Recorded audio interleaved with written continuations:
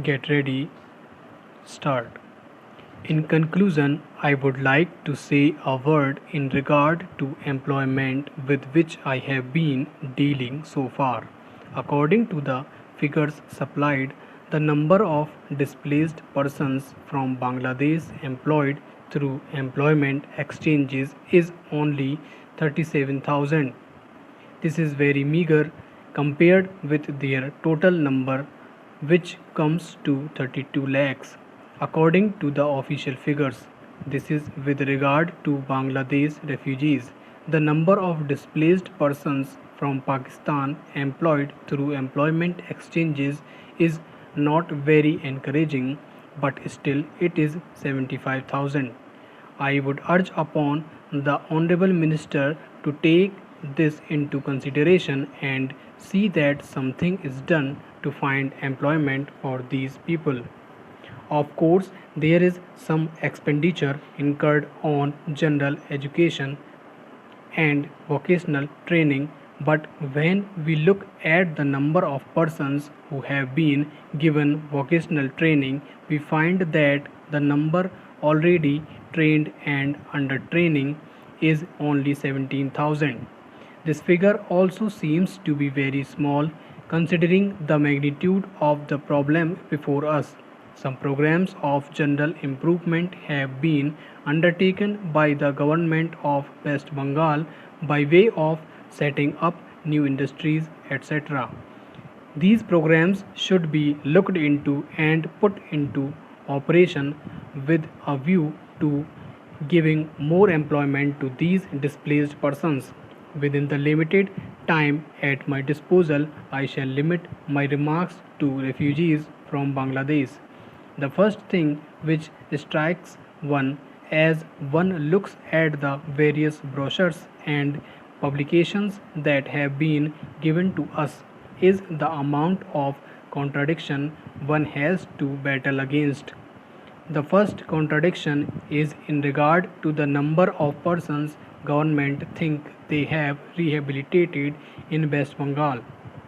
Granting that it is difficult to make a final assessment of the number of refugees who have come from Bangladesh, it is still true to say that at least there should be some sort of parity between what the Union Ministry says and what the West Bengal Rehabilitation Ministry says.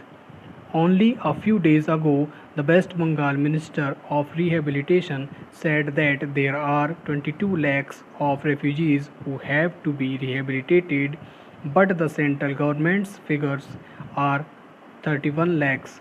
Unless the government knows the number of people they have to budget for, it is rather bewildering to know how they mean to plan in bringing about their rehabilitation.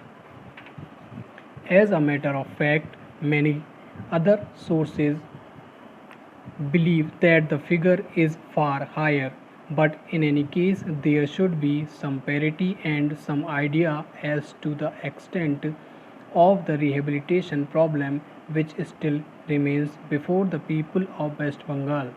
The other contradiction is this: on the one hand, Srimati Renuka Ray says that in the near future they will be making a successful completion of the work of economic rehabilitation of refugees in that state.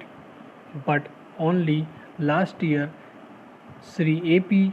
Jain said that as yet the problem of the displaced persons from Bangladesh was a matter which was giving some concern.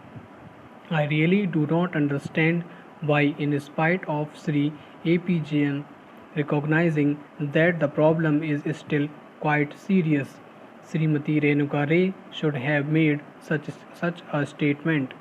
Yet, when we heard the Honorable Finance Minister, we find that there has been a big shortfall in rehabilitation budget. I think that if the fact finding committee's report had been published, the assessment that we have rehabilitated about 50% of the people of Bangladesh who came over as displaced persons would have become quite clear in regard to its incorrectness.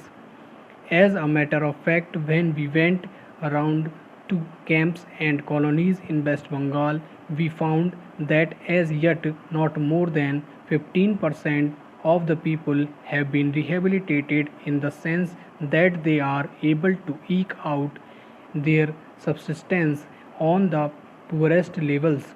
It is not more than 15%, and I think the figures of the fact finding committee are still lower. I think this is something that we have to take very seriously and put our minds to and apply all the resources that we have to find out how we will able to tackle this problem of rehabilitation. Now, coming to the question of relief, I feel that until we are able to give really proper rehabilitation, we cannot withdraw relief. It is no use arguing whether relief leads to lethargy and moral slackness unless our rehabilitation policies are fruitful. Have we any right to starve the people to death? As a matter of fact, Sri A.P. Jain may know that in West Bengal the incidence of tuberculosis amongst the refugees population is very high. Only a small percentage of them is catered for by the medical relief given by the Directorate of Rehabilitation. If I am to tell you the tragic fate of the refugees in West Bengal, I would refer you to a report which appeared in February 1954. Stop.